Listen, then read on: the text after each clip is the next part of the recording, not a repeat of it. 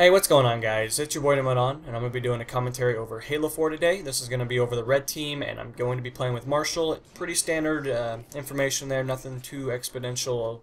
You know, when it comes to other games, I do have my selected divisions I do play with. Just how, like anyone that plays a video game in general, if you transfer from different games to, per se, like whatever, it's going to come down to who you like to play with, or if you're an all-around person, maybe you play with the selected units all the time. Unfortunately, that is not how I function, so when it comes down to it, I do play with different people from time to time. But anyway, guys, I'm going to be talking a little bit about the relapse of yesterday, and then I'm going to be going into the topic selected today that is more or less on the same page, but when it comes down to it, I guess you guys will be able to decide if this is something you're interested in.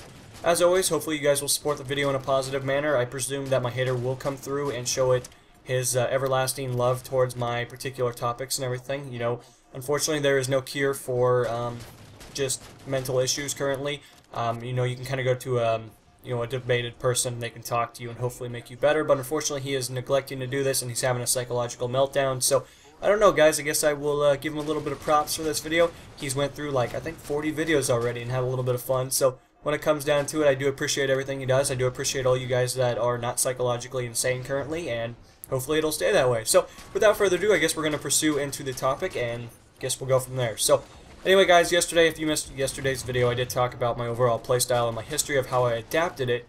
If you guys, again, haven't seen it, you're more than welcome to check it out. But when it came down to it, I talked about games that I played in the past, my historical background, and the way I developed my overall playstyle.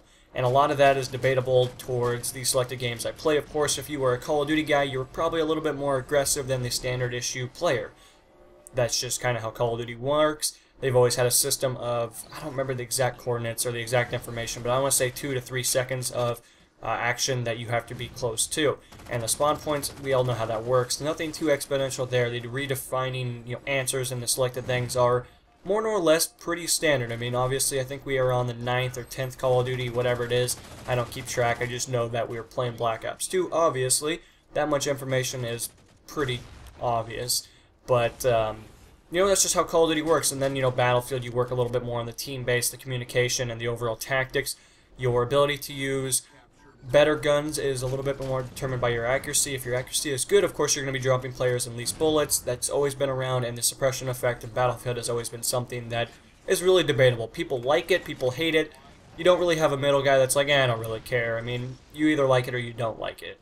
And for myself, I don't know. I like it to a certain degree, but it feels like when you're getting suppressed by an LMG, you're like, oh my god, I'm going to be suppressed for like 45 minutes now, because usually they have a 100-round mag, 200-round mag, of extended mags, obviously, if that is their selected attachment of choice. You know, you're going to be suppressed for a while, especially when the LMGs do a huge amount of suppression. If they do have the suppression effect as their squad perk, you're pretty much screwed. You're not going to be having a lot of fun. You're going to be getting hit by at least 15%, which is a huge margin. And overall, that's just not a lot of fun. Nobody's like, yeah, I get to get suppressed forever. It's not how people work. You know, people want to get in the action. They want to be able to suppress the other player back, and they want to have the ability to kill them. You know, a player is worth X amount of XP depending on the game you play, and that's the whole logic there. But when it comes down to it, you don't want to be bunkered down with your head between your knees and scared for dear life. Not exactly what people have the most enjoyable fun about. You jump into Halo, and your overall perspective of the ability to strafe and do the maneuvers is a lot more important than other games. Call of Duty, strafing is important, don't get me wrong, but in Halo you're doing the jump, strafe, you know, you're crouching, all that kind of stuff to stay off the radar. You're having your ability to use power weapons, and your overall ability to understand the fundamentals of Halo is a lot more difficult than other games. I mean, I can pick up an M16 in Battlefield, I can do good with it. In Halo, maybe I can't pick up a sniper rifle, maybe I'm not going to be a boss with it. Don't get me wrong, in Call of Duty, considering that the aiming ability is almost focused and almost everything is done for you, it's a lot easier to do it in a Call of Duty setting. Am I saying that the game does everything for you? No, I'm just saying that the ability for the auto-lock system is a lot easier compared to games like Halo, where there almost is none. But anyway, that's just my discussion about it. You know, I talked about a lot of things from the SOCOM background that I came from, and I gave a lot of information regarding that and my ability to, I guess, overcome and place my overall stance into the game and allow myself to build upon different things. And more or less, the moral of the story is that my personal playstyle is a lot more defensive, but I can be aggressive. I'm not going to be like, oh yeah, I sit in a corner. It's just not how it is. I don't sit in corners. I don't wait for people to just, you know, happen to walk by. That's not realistic. But when it came down to it, you know, I will be more defensive. I will take up power positions, and I will lock down coordinates of the map because it makes more sense. It doesn't make sense to run in the middle of the map. Everyone tells you this, but you still have people that do it because they think they're the exception to the rule. And unfortunately, it's not always how it is. So anyway, guys, that's the moral of the story. Pretty much just gave you, like, what, a 14-minute commentary in, what, 5 minutes. So guess I saved some of you guys a couple of minutes, but when it came down to it, guys, that's more or less what I talked about yesterday. If you haven't seen the whole video, you're always more than welcome to go check out any videos prior to this and give them a positive reaction, you know, comment, whatever. It's all up to you. I don't need to harass you about it, but when it came down to it, that's all I got for you. So I'm going to be talking about today's topic. I actually watched a video by a selected bigger YouTuber, and I thought I would kind of give my general opinion about it. I kind of really enjoyed the video. I wasn't expecting this from him, and I really have been enjoying his videos the last year, so I guess that kind of makes sense to why I'm going to be talking about it. Of course, I guess your perception of however I want to put the inevitables are out.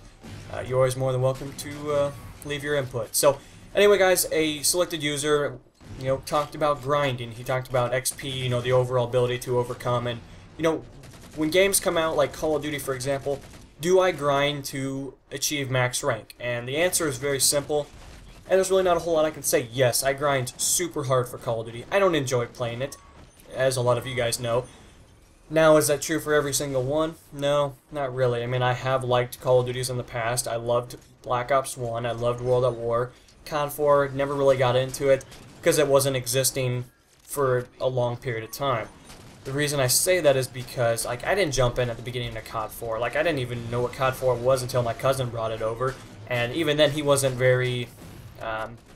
he didn't really like to share too much, let's put it that way. Like, I guess he thought that I was going to ruin his stats, which is ironic now considering that I have the biggest stats out of anyone I know. So I guess that whole, like, logic kind of fell out the window when I guess I had a motivation or a reason to show myself, you know? Obviously, over time, you build your character, you build your ability to do better, and it's just how it is. I mean, it's always been that way. If you play something long enough, you do something long enough, of course you're going to get better. Him himself, he wasn't exactly as hardcore maybe as I was. He was a lot more casual, so that's kind of why I guess I exceeded his expectations or passed him in multiple, you know, abilities very quickly. And I guess that's all I got for that. But as for Call of Duty, do I grind for max rank? Yes, I've grinded every single Call of Duty for the highest possible rank. Now you could go back and say Modern Warfare 3, I didn't achieve max rank. To that, I would say that is incorrect because 10th Prestige was max ranked when I got done. I got done in, whatever, January something. So by then, they hadn't brought out the new Prestiges. And then a couple months later, they're like, hey, let's screw everyone over. Let's add some more Prestiges in the game because everyone realizes that they're getting done with the game super fast because your game just really wasn't that hard to beat. Full Team was a lot more valuable than anything else. It was kind of like Modern Warfare 2 when the spawn raping on High Rise was at its prime. If you guys remember, God, that was so easy. Like, you could rack up hundreds of kills and no problem. That was fun. Granted, everyone had their different perception. If you were on the receiving end of getting ass-whooped, you probably weren't having a lot of fun. But anyway, the long story or the moral of the story was in Modern Warfare 3, I guess, quote-unquote, I didn't get the 20th Prestige. I got to 12th. And the reason I say that is because in my mind, I'm still max rank. If you want to disagree, you're always more than welcome to, but just because you add Prestiges when you realize that people are beating your broken-ass game really quickly does not make 20th Prestige max rank. 10th Prestige is max. I consider the other 10 bonus Prestiges. So, I guess that's perception. Maybe I'm being ignorant. I don't know. I don't really care, to be honest. I would never go back and play that game. It's far worse than Black Ops 2.